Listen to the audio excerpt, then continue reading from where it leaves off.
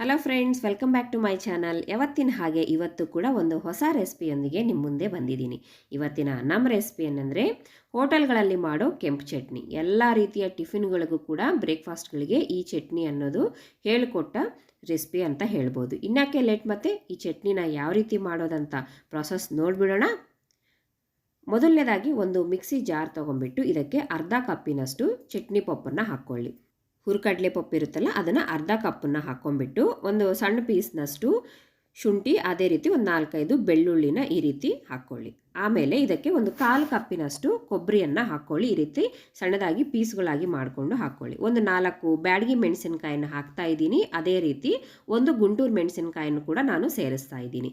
ನಮಗೆ ಚಟ್ನಿ ಒಳ್ಳೆ ಕಲರ್ಗೋಸ್ಕರ ನಾನು ಬ್ಯಾಡಗಿ ಮೆಣಸಿನ್ಕಾಯಿ ಜಾಸ್ತಿ ಸೇರಿಸ್ತಾ ಇದ್ದೀನಿ. ಖಾರ ನಾನು ನೋಡಿಕೊಂಡು ನಿಮಗೆ ಎಷ್ಟು ಬೇಕೋ ಅಷ್ಟು ಗುಂಟೂರು ಮೆಣಸಿನ್ಕಾಯಿ ಅನ್ನೋದು ಸೇರಿಸ್ಕೊಳ್ಳಿ. ನನಗೆ ಒಂದಾದರೆ ನನಗೆ ಸರಿ ಹೋಗುತ್ತೆ ಖಾರ, ನಾನು ಒಂದನ್ನೇ ಸೇರಿಸಿದ್ದೀನಿ. ಅದೇ ರೀತಿ ಒಂದು 2 ಎಮ್ಮನಷ್ಟು ಹುಣಸೆ ಹಣ್ಣನ್ನು ಕೂಡ ಇದಕ್ಕೆ ಸೇರಿಸ್ಕೊಂಡು ಒಂದು ಅರ್ಧ ಟೀ ಸ್ಪೂನು ಬೆಲ್ಲವನ್ನು ಹಾಕ್ಕೊಳ್ಳಿ. ಬೆಲ್ಲ ಹಾಕ್ಕೊಳ್ಳೋದ್ರಿಂದ ನಮಗೆ ಎಲ್ಲ ಟೇಸ್ಟ್ ಅನ್ನೋದು ನಮಗೆ ಬ್ಯಾಲೆನ್ಸ್ ಮಾಡುತ್ತೆ ಬೆಲ್ಲ. ಅದಾದಮೇಲೆ ಒಂದು ಸ್ವಲ್ಪ ಉಪ್ಪನ್ನು ಹಾಕ್ಕೊಂಡ್ಬಿಟ್ಟು ಈ ರೀತಿ ಪುಡಿ ಪುಡಿಯಾಗಿ ಫಸ್ಟ್ ಈ ರೀತಿ ಗ್ರೈಂಡ್ ಮಾಡ್ಕೊಂಡು, ಸ್ಟಾರ್ಟಿಂಗ್ಗೆ ವಾಟರ್ ಹಾಕ್ಕೋಬೇಡಿ. ಈ ರೀತಿ ಪುಡಿ ಪುಡಿಯಾಗಿ ಎಲ್ಲ ಗ್ರೈಂಡ್ ಮಾಡ್ಕೊಂಡು ಆದಮೇಲೆ ಒಂದ್ಸತಿ ಚೆನ್ನಾಗಿ ಕಲಿಸ್ಕೊಂಡು ಇದಕ್ಕೆ ನೀರನ್ನು ಸೇರಿಸ್ಕೊಂಡು ಈ ರೀತಿ ನೋಡಿ ಒಳ್ಳೆ ಪೇಸ್ಟ್ ಥರ ಇದನ್ನು ಗ್ರೈಂಡ್ ಮಾಡ್ಕೋಬೇಕು. ಈ ರೀತಿ ಗ್ರೈಂಡ್ ಮಾಡ್ಕೊಂಡದನ್ನು ಒಂದು ಬೌಲಿಗೆ ಟ್ರಾನ್ಸ್ಫರ್ ಮಾಡ್ತಾ ಇದ್ದೀನಿ. ಈ ರೀತಿ ಟ್ರಾನ್ಸ್ಫರ್ ಮಾಡ್ಕೊಂಬಿಟ್ಟು ಚಟ್ನಿ ಎಲ್ಲ ಮಿಕ್ಸಿ ಜಾರಿಗೆ ಒಂದು ಸ್ವಲ್ಪ ನೀರು ಹಾಕ್ಕೊಂಡು ಇದೆಲ್ಲ ಚೆನ್ನಾಗಿ ಹೊರಿಸ್ಕೊಂಬಿಟ್ಟು ಆ ನೀರನ್ನು ಈ ಚಟ್ನಿಗೆ ಆ್ಯಡ್ ಮಾಡ್ಕೊಳ್ಳಿ. ಈ ಚಟ್ನಿ ಪೂರ ನಮಗೆ ತಳು ಇದ್ದರೆ ಚೆನ್ನಾಗಿರಲ್ಲ, ಅದೇ ರೀತಿ ಗಟ್ಟಿ ಇದ್ರೂ ಚೆನ್ನಾಗಿ ಅನಿಸೋದಿಲ್ಲ. ಸೊ ನೋಡಿಕೊಂಡು ಮೀಡಿಯಮ್ ಥಿಕ್ನೆಸ್ಸಲ್ಲಿ ಇದನ್ನು ನೀರನ್ನು ಆ್ಯಡ್ ಮಾಡ್ಕೊಳ್ಳಿ. ನೋಡಿ ಈ ಥಿಕ್ನೆಸ್ ಇದ್ದರೆ ಸರಿ ಹೋಗುತ್ತೆ. ಈ ರೀತಿ ಚೆನ್ನಾಗಿ ಕಲಿಸ್ಕೊಂಬಿಟ್ಟು ಇದನ್ನು ಪಕ್ಕಕ್ಕೆ ಇಟ್ಕೊಳ್ಳಿ. ನಾವು ಇದಕ್ಕೆ ಈಗ ಒಗ್ಗರಣೆಯನ್ನು ಕೊಟ್ಕೊಳ್ಳೋಣ. ಒಗ್ಗರಣೆಗೋಸ್ಕರ ನಾನಿಲ್ಲಿ ಒಂದು ಸಣ್ಣ ಪ್ಯಾನ್ ಇಟ್ಕೊಂಡು ಇದಕ್ಕೆ 1 ಟೇಬಲ್ ಸ್ಪೂನಷ್ಟು ಆಯಿಲನ್ನು ಹಾಕ್ಕೊಂಡಿದ್ದೀನಿ. ಆಯಿಲ್ ಬಿಸಿ ಆದಮೇಲೆ ಇದಕ್ಕೆ ನಾನು ಒಗ್ಗರಣೆ ದಿನಸುಗಳನ್ನ ತೊಳ್ತಾ ಇದ್ದೀನಿ. ಸ್ವಲ್ಪ ಕಡಲೆಬೇಳೆ, ಉದ್ದಿನಬೇಳೆ, ಜೀರಿಗೆ, ಸಾಸಿವೆನ ಹಾಕಿದ್ದೀನಿ. ಇವಕ್ಕೆ ಸ್ವಲ್ಪ ಚಿಟ್ಪಟ ಅಂದ ಆದಮೇಲೆ ಒಂದು ಒಣಮೆಣಸಿನ್ಕಾಯಿನ ಈ ರೀತಿ ಮಿಡ್ಲಿಗೆ ಈ ರೀತಿ ಕಟ್ ಮಾಡಿ ಹಾಕ್ಕೊಂಡಿದ್ದೀನಿ.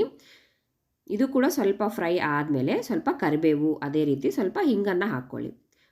ಒಗ್ಗರಣೆ ಯಾವಾಗಲೂ ಕೂಡ ಲೋ ಫ್ಲೇಮಲ್ಲಿ ನಾವು ಫ್ರೈ ಮಾಡಿಕೊಂಡ್ರೆ ಪಪ್ಪು ಯಾವ ರೀತಿಯಲ್ಲಿ ನಮಗೆ ಸೀದು ಹೋಗೋದಿಲ್ಲ. ಸೀದು ಹೋದರೆ ನಮಗೆ ಟೇಸ್ಟ್ ಅನ್ನೋದು ಚೆನ್ನಾಗಿರೋದಿಲ್ಲ.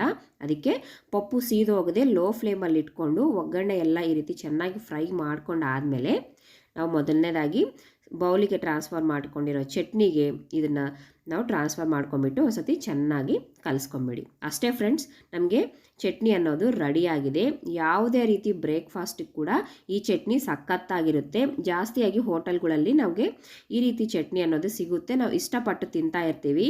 ಇದನ್ನು ಈಸಿಯಾಗಿ ನಾವು ಮನೆಯಲ್ಲಿನೇ ಈ ರೀತಿ ಮಾಡ್ಕೋಬೋದು. ನೀವೊಮ್ಮೆ ಖಂಡಿತ ಟ್ರೈ ಮಾಡಿ. ಟೇಸ್ಟ್ ಯಾವ ರೀತಿ ಇದೆ ಅನ್ನೋದು ನನಗೆ ಕಮೆಂಟ್ ಬಾಕ್ಸಲ್ಲಿ ಹಾಕೋದು ಮರಿಬೇಡಿ. ಮತ್ತೊಂದು ಹೊಸ ರೆಸಿಪಿಯೊಂದಿಗೆ ಮತ್ತೆ ಸಿಗ್ತೀನಿ. ಅಲ್ಲಿವರೆಗೂ ಟೇಕ್ ಕೇರ್. ಬಾಯ್.